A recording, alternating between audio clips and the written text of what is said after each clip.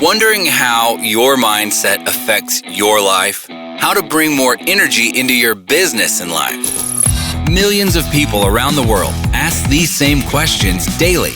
You are in the right place. Learn practices that will help give your life the meaning and success you've been searching for.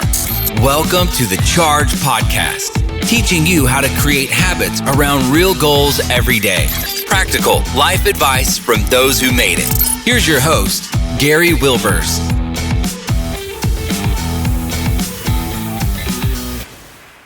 Welcome, Chargers. We're glad to have you back again this week for another great podcast. I can't thank you enough for saying yes each and every week to come back and listening to different guests, getting different viewpoints, and really getting different understanding that you can decide what you want to take action on. And I really want to ask you a favor again, because we've been growing our podcast each and every day, but it's because of listeners like you that like and share our podcast. So if you would go to the whatever platform you're listening to the podcast and like and share it and let others know about it, we would truly appreciate it, because we keep growing. We're over in 50 countries now, and we're in all 50 United States. So I am so excited that we've reached that milestone. So thank you for helping make that happen. This week, I've got another great guest for you. His name is Michael Bonventre. He's a farmer, undercover consultant to citizens and law enforcement. He's an entrepreneur, and he helps new and struggling businesses. He's a motivational speaker, an author, a consultant, and a business coach. Michael Bonventre has consulted federal, state, county, and agencies and worked with small businesses and large corporations, private groups, and families since 1982. Mr. Bonventre began speaking to business owners, corporations, and educational institutions about profit and loss issues that plague businesses and communities nationwide. In 1999, he developed Rapid Drug Test Systems, which is currently a leader in the drug and alcohol testing industry. In 2010, Michael self-published a book titled Drug Testing Exposed: Loopholes and Trade Secrets. Since that book was published, Mike has been lecturing and presenting new and struggling businesses and franchise consulting nationwide. Michael is the founder of Failure Eludes Me, Success Simplified, consulting and seminars. Mike Bonventre reveals the secrets of success and everything he has accomplished as an entrepreneur throughout his life, including a 32-year as a business owner, consultant, trainer, and mentor. Michael is a much sought-after speaker at colleges, universities, and corporations and public forums nationwide to address business ethics, society, health, and human behavior students. Michael, it is great to have you on the Charge Podcast. Welcome, my friend. Well, thank you. And thank you very much for having me on. And I'm going to make your life very easy. Break down my name into 3 sections. Bonventre. Bonventre. I said it wrong. Sorry about that. No, that's okay. The A and the U is the college and the basketball team. That's right. That's right. Well, we are so glad you joined us. We've got a lot that we're going to discuss, but I ask every guest the same question at the start of my podcast, because the podcast is called the Charge Podcast. And to me, I have a mantra: create habits around real goals every day. And you've accomplished a lot in your career. What habit or habits do you think has led to success in your life? I think the biggest thing that I do is I just do it. I do it for the right reasons, and I do it with the highest quality I could possibly do it with. I never worry about competition. I just worry about doing the best I can do. Yeah, I think that becomes a real key. You just do it. You take action versus talking about it. And for so many of us, we can learn from that each and every day. Well, Mike, I'm curious. We got a lot of different ways we can go, but let's start with, how did you become a victim of organized crime and law enforcement that led to your career? Well, in keeping this 30-year story short, I was born and raised near Appalachian, New York, where all the mafia movies originated from, the Great Appalachian Gangland Convention. My father was an exterminator back in 1957 when that happened. The mafia said, "Sam, you're an exterminator, you're in people's homes. Tell us where the jewelry is, tell us where the cash is, leave the back door open, we'll make you rich." Short story, my father said, "Kill me now, it's never going to happen." The mobsters in that day thought, hey, wait a minute, don't hurt Sam because we get bugs and we want to hire him because we know he's not going to be in our dresser drawers leaving our back door open. So my father made a very good living, 25 years, being an honest, ethical person. When he sold his business, somehow the lawyers got hooked into just stealing everything he had. At the closing, the papers were changed, the payment schedules were changed, everything was changed. I was 25 years old. I was in California. And at one point during 1982, when that actually happened, my father got an appointment with 60 Minutes to expose everything. The mob lawyer called and accidentally got recorded telling my mother if my father went on 60 Minutes, they were going to kill all of us. I took that recording to the FBI. The agent said to me, tell your father to lick his wounds. You are what we call acceptable collateral damage in our 25-year investigation. We don't really care about your business, your loss, or your family. Being brought up in business, I figured, well, the owner is always responsible for his employees. The mob boss at that time had just gone to Florida. So 25 years old, not knowing a soul, I got in my car, I went to Florida. I found law enforcement and I said, hey, I have a business proposition for you. Their tongues hung out, their jaws dropped, and they were willing to help me, a citizen, undermine their own counterparts in New York from Florida. So one thing led to another, and we're making a movie about it, hopefully pretty soon. But one thing led to another. I worked 3 years undercover for law enforcement in Florida, undermining law enforcement in my hometown in upstate New York. And my job for 3 years was to embezzle businesses for drug money, which ended up being to the tune of over $100 million in business assets, turning into over $100 million in drug sales, all in the name of the law. When I came out from undercover, I got my father's money back, I got the business back. I thought, I have to become a consultant just out of obligation, duty, and morals. I went to all the businesses that were being embezzled. I told them how they were being embezzled. One by one, people found out about me, started paying me as a consultant, and it was all about drugs in the workplace. In 1999, my clients came to me and said, Mike, we can't use your consulting because all the drug test collectors are taking bribes. So I opened up rapid drug test systems to be an honest, ethical drug testing company that was not going to take a bribe or cheat and get people hired that shouldn't be hired.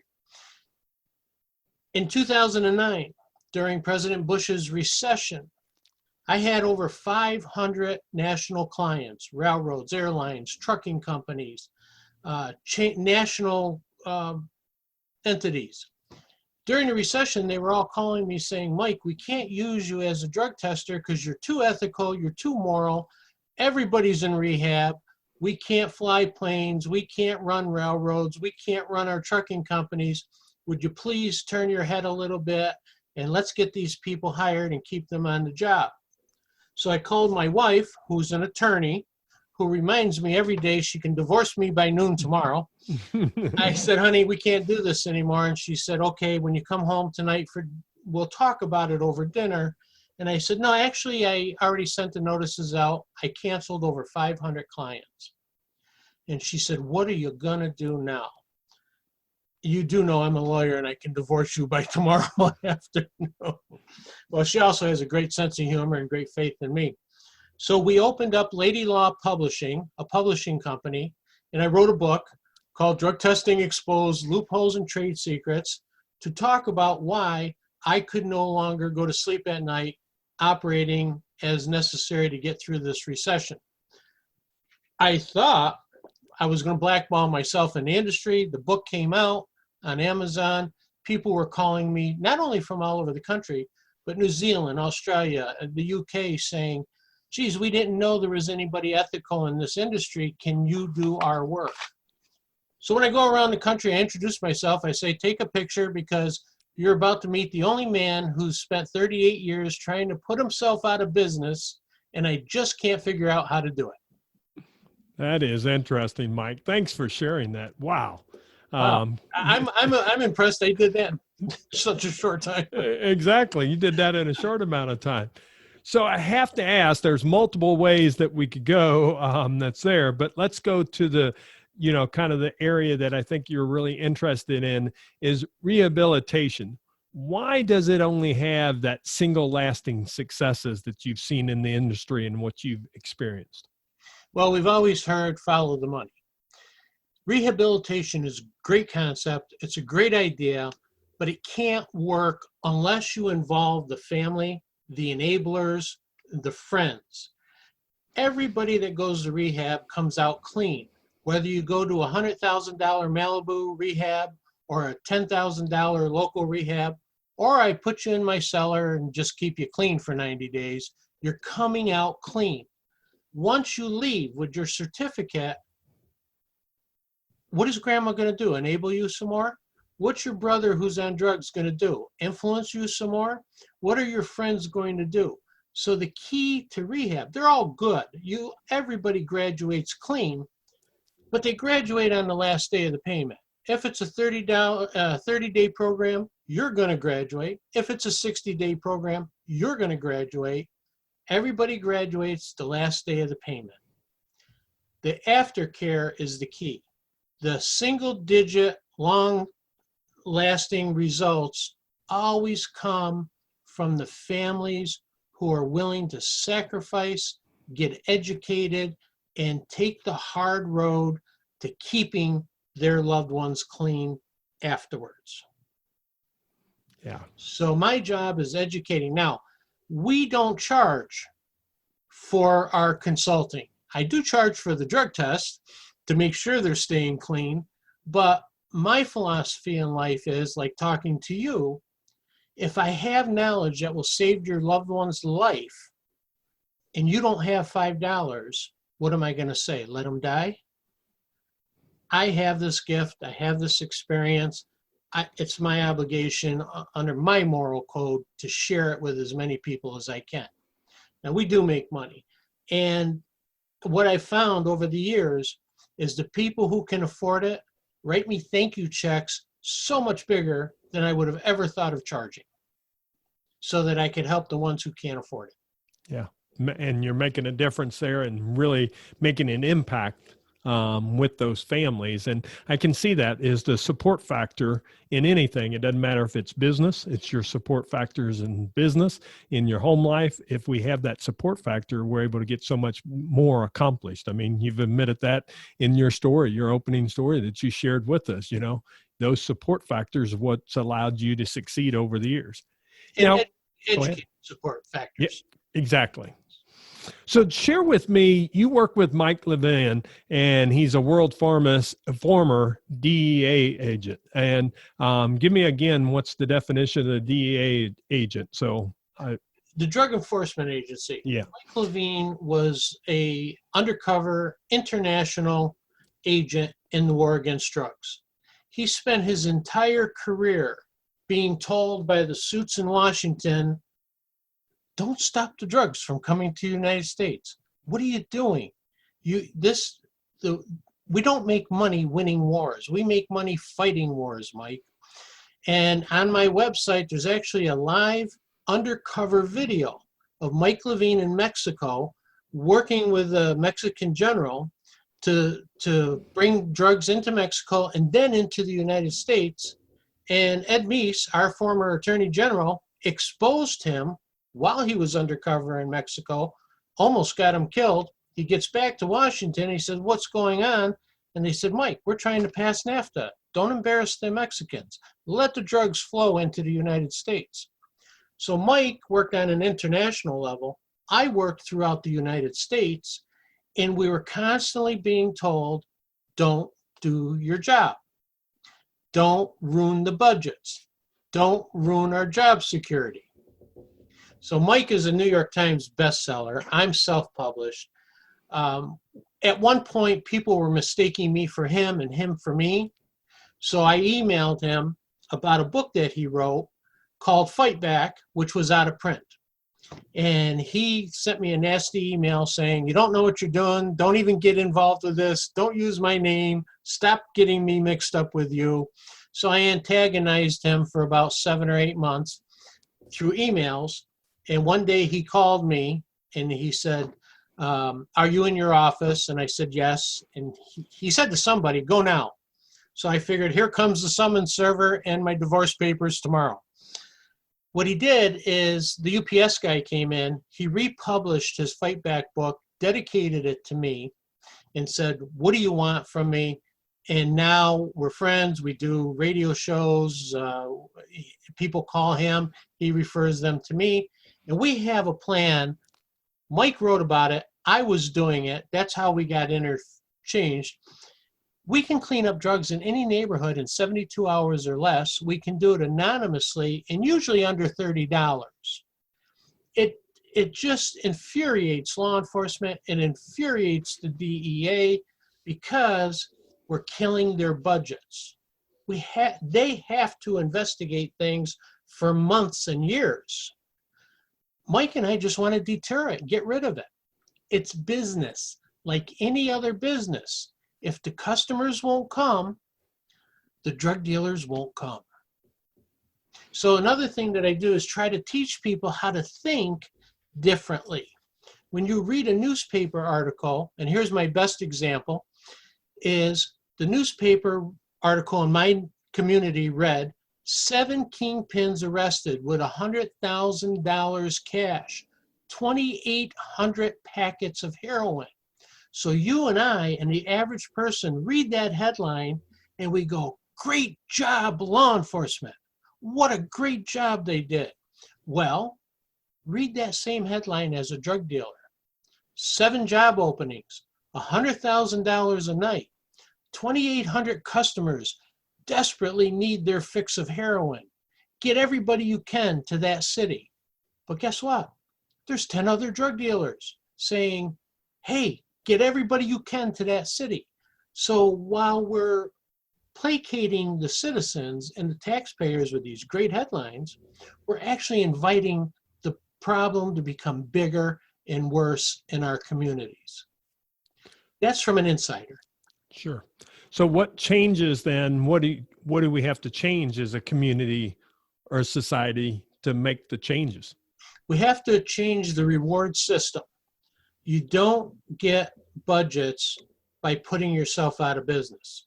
You're a police chief, you go to Washington, you need $500,000 because you have gangs, home invasions, rapes, all kinds of crime. They're going to give you your money. Now, I'm a police chief working with Mike Levine, and I go to Washington and say, give me $500,000. I have no crime. I have no home invasions. I have no drug overdoses. And they're going to say to me, well, fire people. Why do you need money? So in order for me to stay in business and to pay my pensions and to keep my police officers paid every week, I have to do a good enough job to pull the wool over the public's eyes, but also make sure that there's enough crime that I have bigger budgets every year and I have job security every year. So plain, simple, uncensored, this country's motivations are wrong. We have to reward people who do their job, not reward people who somehow play with the results of their jobs. The war on drugs is 5 decades old. Why are our drugs worse today than when they started 5 decades ago? It's because it's a business. It's $1 trillion business. So with what you wrote about in your book, and you're talking about the loopholes and the trade secrets that's there, how come do you think that it's not created the traction to be able to make the changes in our communities and in our society? Well, basically because people are apathetic and they're afraid. Because we all know that whistleblowers get fired or kicked out or have to leave the country. We all know that there aren't any real rewards. So if you try to make a difference, you're going to get opposition. I get threatened all the time with being arrested for obstruction of justice. But I'm the type of person, and not everybody's a warrior like me, I'm the type of person that laughs at them and say, please arrest me. I would love to be on CNN and Fox.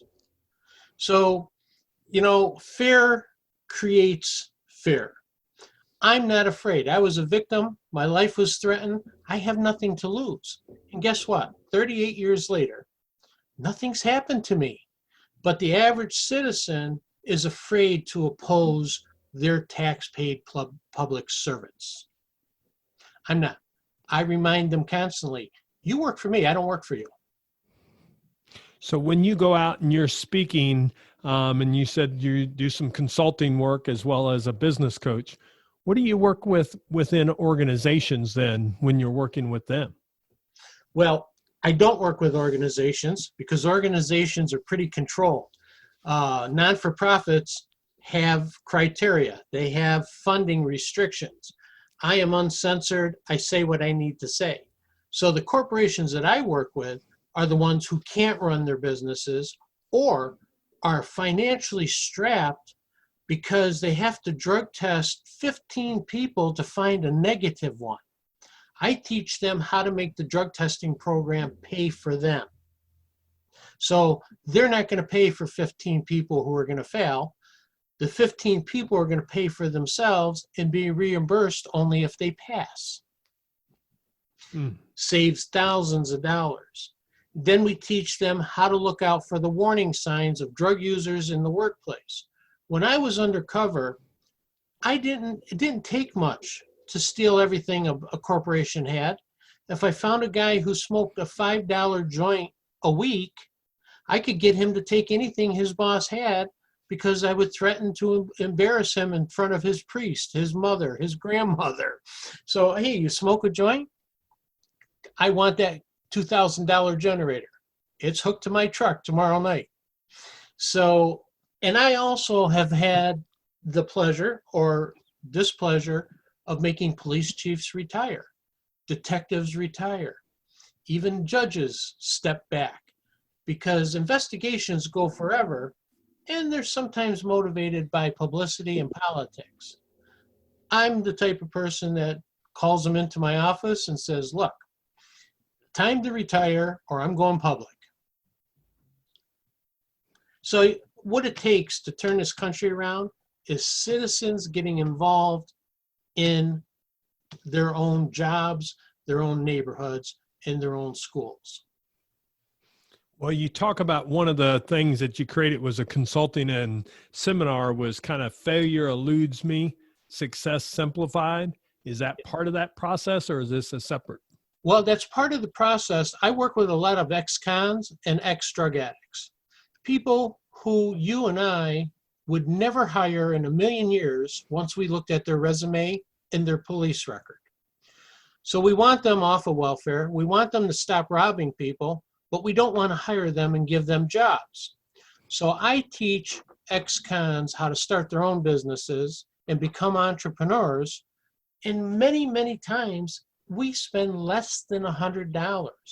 Now they're not running laboratories and think tanks, but I can show them how to start a landscaping business that'll turn into a $100,000 a year business. I can teach them how to become one of the best window washers in the community.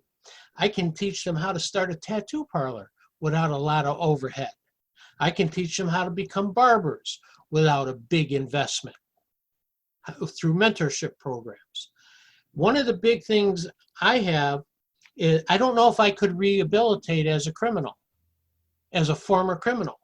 My people run into, I have one particular guy who robbed me. I convinced the judge and the district attorney to sentence him to me for 1 year. He was a lifetime criminal. He was in his 30s, spent 13 years in and out of jail and rehab and whatever. So I took him in. He was a great artist. Nobody would hire him. He was a great mechanic. I did a talk, which is on my website, and you can see him. And I said to a local mechanic, you got to hire these two guys. They can go out at 3 a.m. with a flashlight in their mouth and a hacksaw, steal an engine, steal a car, and by sunrise have everything switched over. Probably the best workers you could ever think of hiring. Jokingly, of course.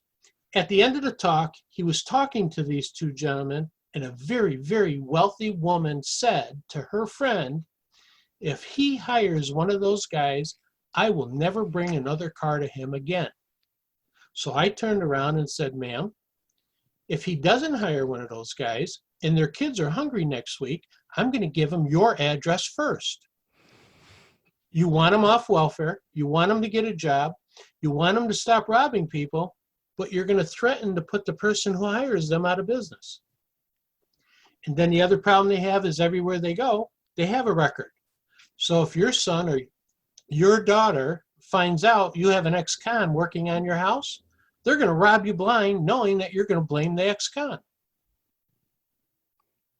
Interesting. So rehabilitation is a trick that most of us don't think about, you know. And so what I do at my seminars and on my podcasts and stuff is I just try to teach people how to think from both ends of the report. Yeah. Think about it as an honest tax-paying citizen, but also put yourself in the shoes of the person who's reading the same headline, who's going to get a completely different read out of it, because we're never going to solve the problem until we understand both sides of it. Yeah, I think that becomes real true for anything that you're doing out there. Mike, before we have to jump into the recharge round, some great information and kind of very interesting topic, and I'm sure multiple ways that we can go. But why don't I leave it with this as the last question for you is, what if you wanted to tell society, the people that's listening to the podcast, what would you share with them? And I think your last statement's real strong there, but what would you share with them of what do we need to do differently as a society to change things? I think we need to be our brother's keeper, to treat others the way we want to be treated, and to realize that by helping others, we're actually helping ourselves, whether it's with the environment, quality control, and whatever product you're working with. That's it. Just be human, have some consideration for others, and just get out of this me mentality, because that's where you end up, all by yourself with only me. Yeah. Thank you. I thank you for sharing that, because I think that's the thing, is being able to look at something and look at it differently. And what you're doing is you're saying, truly look, because normally in our society, of course, right now, especially in the United States, is very divisionalized, you know, and from politics to what party it is to everything, that we're being divisionalized. And what we've got to do is we've got to look at both sides of the story to really be able to solve the challenges that we have in our country. And I think that's what your message to me resonates really big to me is, you know, we have that capability if we're willing to look at both sides of it versus just saying, okay, I know one side, this is the way it is, and think that's fact. Well, and I think there's three sides. There's your side, my side, and the truth is right in the middle. Yeah, that's right. There you go. Well, let me ask you a couple of questions I ask every guest about the recharge round, and I'm curious to get your take on. The first one, it's kind of my framework that I speak about each and every time when I'm out there speaking, is I talk about mindset. And I'm kind of curious how you believe your mindset affects your daily living. My mindset is every single thing happens for a reason, and it's always something better that's going to come out of it than what I think was so great that I lost. Great. How about your energy? What do you do to bring energy into your life? The days maybe that you don't have as much energy, what do you do there to charge yourself up? In my industry, there's never a down day. It's impossible to put myself out of business. The energy it's natural. It's a passion. It's who I am. It would take a lot to take the energy out of me. Okay. How about the number one connection or relationship that's made the biggest impact on your life? Well, I want to say my grandmother, who's passed for many, many years. I think she's still looking over me. But my wife, my family, and my closest friends, those are my support. Those are my energizers. And you don't need a lot of friends like on Facebook with 2,000 of them. You need 5 or 6 really good, dependable, heartfelt friends. Excellent. What advice has influenced you the most in your life? I was lucky enough to grow up with a bunch of entrepreneurs that were all 30 and 40 years older than me. And the one thing that got drilled into my head is nothing's changed in 2,000 years. Stop trying to recreate the wheel. Just make it better. True. Learn from my mistakes. Yeah, so true. How about favorite book, and share why you love it? Well, my favorite books, unfortunately, are industry books. I read all of Mike Levine's books because they have to do with what my life is all about. So I like reading crime books and undercover books, if not for any other reason, is to disprove them and make fun of the politics involved. Excellent. How about define in one sentence or less, what legacy do you want to leave the world? My name and my legacy of being an honest, moral, caring person. Mike, I can tell that from just our conversation that you are, and you believe wholeheartedly, and you're working to make a change in society. And I just can't thank you enough for joining the Charge podcast and saying yes. Is there anything, how would they reach out to you if they'd like to get in contact with you, Mike? Well, we've got 3 websites, but one of the most popular one is rapiddrugtest.com. I'll give you the second one, ladylawpublishing.com. That's got our speakers bureau. Both of those websites have links to each other and other websites. And you know what? I'm going to say it publicly. My cell phone number is 607-761-1668. And I'll know I'm a success when more than 10 people call me out of the 10,000 who hear us. That's right. And I would tell you, reach out to Mike, check out his resources. They're available. We have all that information on show notes at chargepodcast.com. So know that if you're driving right now, hopefully pull over before you try to write the information down, or you can just go to chargepodcast.com and Chris will have all that information on the website for you. Mike, I can't thank you enough for joining the Charge podcast. Likewise, and thank you very much. It's always a pleasure. And if you get any other subjects in the future, give me a call.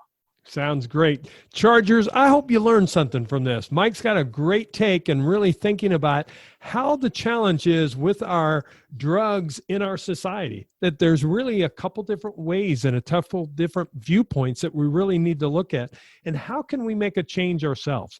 How can we be a person in our community that makes a difference? And that's the key, is getting involved and being that person that you can be involved to make that difference, because it's not going to change unless we help change it. And I think that's really the story of Mike's message, is that we have to get involved in this and change it for our societies and change it for our communities and our small towns. Wherever we live, we can be the person that makes a difference. I thank you, Chargers, for joining us again for a great podcast. Remember, like and share it, send it to your friends and family, and come back next week for another great podcast guest. We'll see you next week. Make it a great day.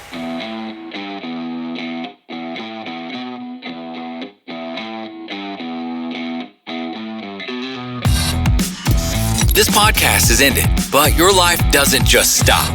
To continue your inspiring journey, head over to chargepodcast.com and access all the tools and resources mentioned on today's show. If you enjoyed this episode, consider sharing with somebody who may also benefit from the advice provided. That's chargepodcast.com. Until next time, charge in business and life.